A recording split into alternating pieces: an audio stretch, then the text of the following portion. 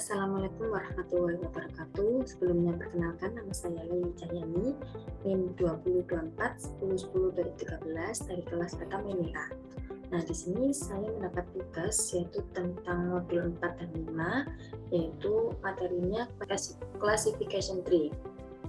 Nah, untuk soalnya sendiri yaitu ada ulangilah tahapan klasifikasi menggunakan dataset WIN 5 Indian diabetes, breast cancer, kemudian hitunglah akurasinya berdasarkan confusion matrix dengan presentase data testing 20%, 30%, dan 40%.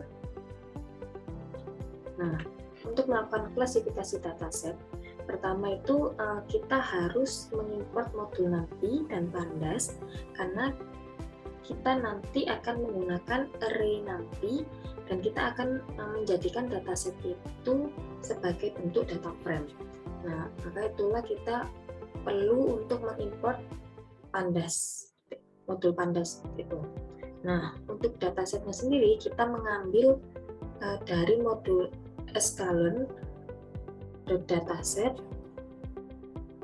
Nah, pada modul ini terdapat beberapa dataset, salah satunya yaitu dataset WIN, dan kita mengimport load WIN. Di sini kita mengimport load WIN terlebih dahulu, mana nanti digunakan untuk load dataset. Nah, kemudian dataset itu nanti kita simpan ke dalam variabel WIN data, yang mana ini load WIN-nya kita simpan ke dalam WIN data.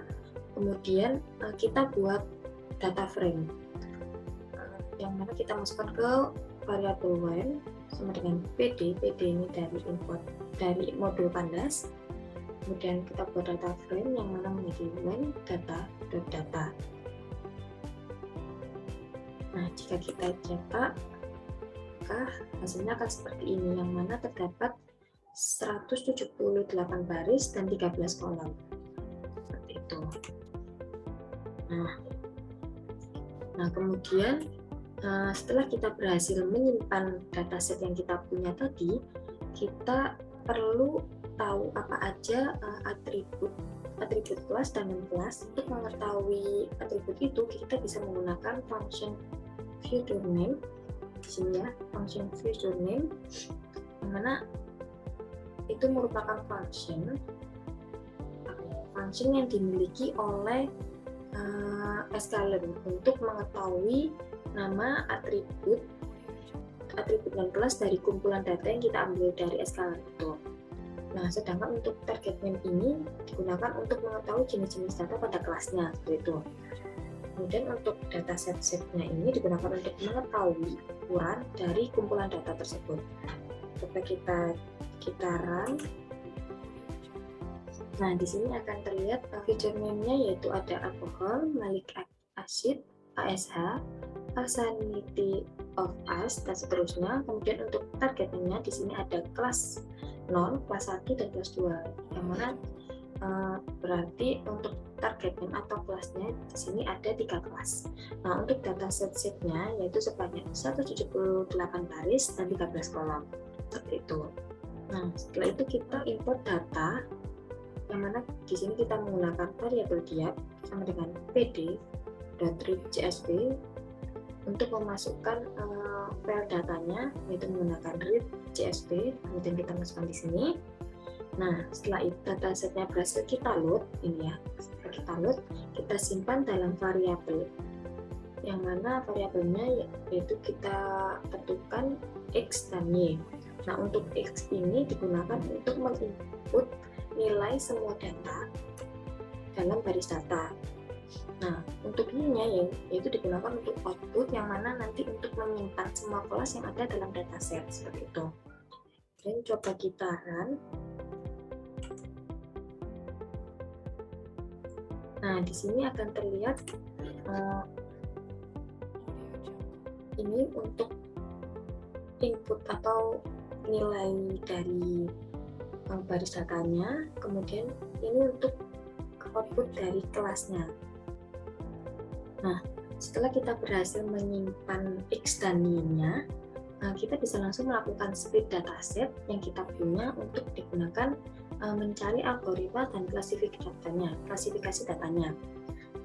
Kemudian dari algoritma yang kita temukan tadi, kita tes menggunakan data testing sehingga kita bisa mengetahui seberapa akurat algoritma atau prediksi terhadap data yang kita temukan dengan menggunakan data training.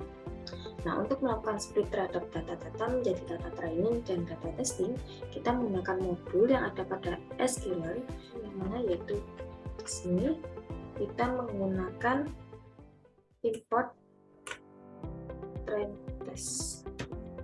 Ini ya. Setelah itu kita melakukan split yang mana disini menggunakan xtrain, xtest, ytrain, ytest sama dengan train test split x y test size, 0,2 yang mana 0,2 ini dari ini ya soalnya yaitu 20%, menjadi di sini kita buat 0,2. Kemudian untuk random step ini digunakan untuk agar data itu tidak berubah-ubah seperti itu. Kemudian kita cek di session tree-nya, yaitu menggunakan variabel cmf di session tree classification random state, yang mana kita menggunakan dari modul sklearn. Itu di sini kita menggunakan ini. Nah, kemudian kita tentukan x dan y-nya menggunakan clv-fit itu. Dan kita cetak menggunakan tree.plot tree. Karena kita menggunakan tree.plot tree yang mana menggunakan modul dari matplotlib ini ya.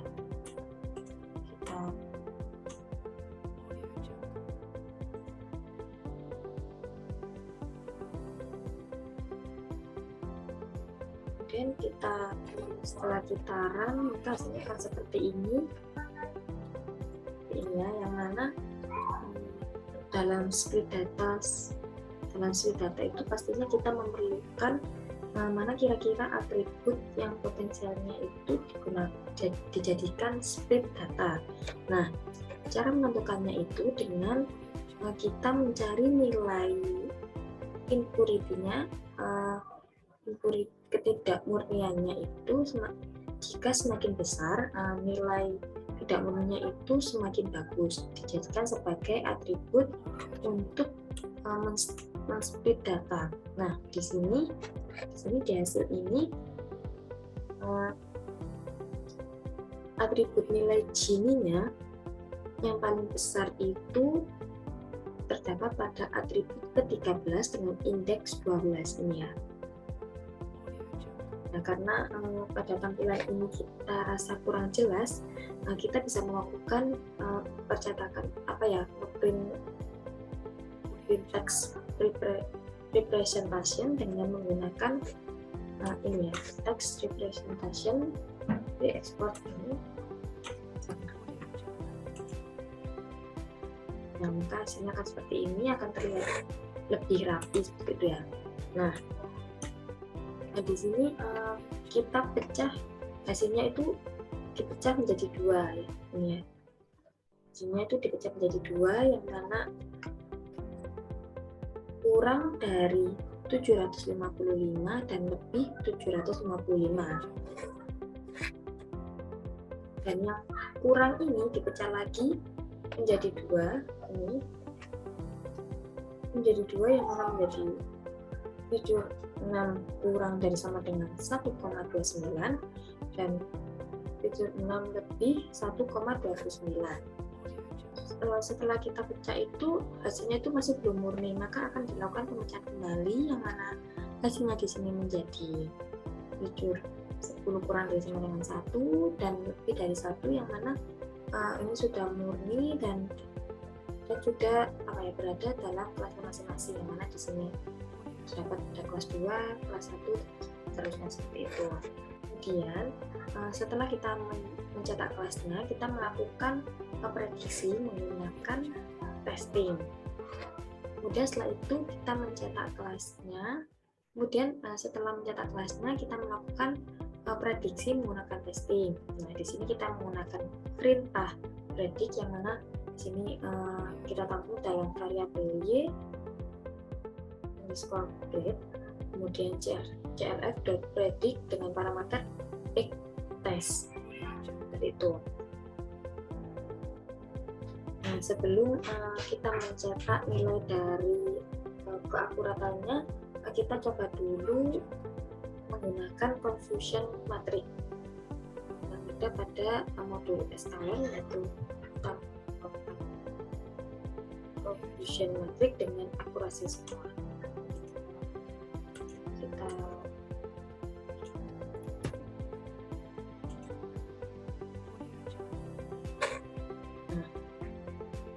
Kita coba pada confusion matrixnya terlebih dahulu. Nah, kita coba run. Nah, di sini terdapat confusion matrix, yaitu ada baris pertama 8, 0, baris kedua 2, 11, 2, baris ketiga 1, 3, 9, yang mana pada baris pertama ini semuanya itu akurat, sedangkan pada baris kedua itu ada kelas pada kelas kedua itu ada 4 yang nggak akurat, yaitu ini dan ini 4 ya. Kemudian untuk yang terakhir juga ada 4 kelas yang tidak akurat. Jadi akurat di sini tuh 8, 11, dan 9. Kita lakukan perhitungan yang mana yaitu dengan menambahkan nilai yang akurat, yaitu di sini 8 tambah 11 tambah 9 dibagi keseluruhan dari nilai confusion matrixnya ini. Nah, kita tidak perlu menghitungnya karena kita bisa menggunakan pada SKN, yaitu akurasi skor, yang mana tadi sudah kita buka modulnya. Nah, kita jalankan. Nah, di sini kita menggunakan akurasi skor untuk menghitung akurasinya seperti itu. Coba kita run. Nah, di sini akan tercatat presentasi data testingnya yaitu 20%, kemudian untuk akurasinya yaitu 77,79% itu, kemudian ini untuk confusion matrixnya. Ini untuk data dari Y-nya. Kita lakukan data-data lainnya yaitu 5 Indian diabetes dan breast cancer, yaitu sama seperti yang pada Y, seperti itu. Makanya sama seperti Y, yang mana ini ada variable X dia sama dengan dia value X sama dengan dia outcome, dan di sini kita ngeload dataset dari breast cancer-nya, dan hasilnya akan seperti ini. Kemudian untuk data diabetesnya 5 Indian diabetesnya seperti ini, untuk breast cancer-nya seperti ini. Nah, kemudian kita lakukan akurasi pada setiap data-data tadi ya. Coba kita run. Nah,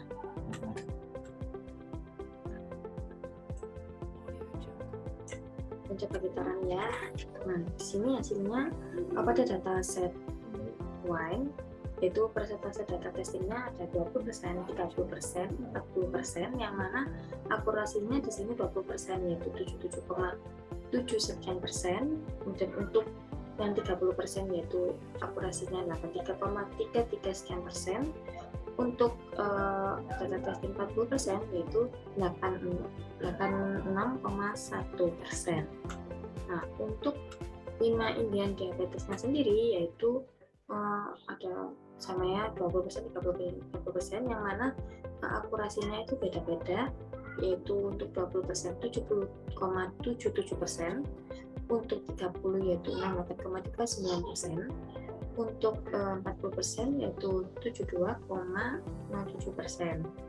Nah, untuk breast cancer-nya sendiri yaitu sama seperti yang dua tadi, yaitu untuk persentase data testingnya yaitu ada 20%, 30%, dan 40%, yang mana 20% yaitu akurasinya 94,73%, untuk yang 30 yaitu 95,32%, untuk 40 yaitu 92,10%, seperti itu. Nah, ini merupakan hasil dari tahapan klasifikasi menggunakan dataset lain 5 Indian Diabetes Breast Cancer, dan juga sudah menghitung akurasi berdasarkan proportion metric, seperti itu. Sekian penjelasan dari saya. Mohon maaf apabila ada kesalahan data atau kesalahan dalam penjelasan saya. Terima kasih. Wassalamualaikum warahmatullahi wabarakatuh.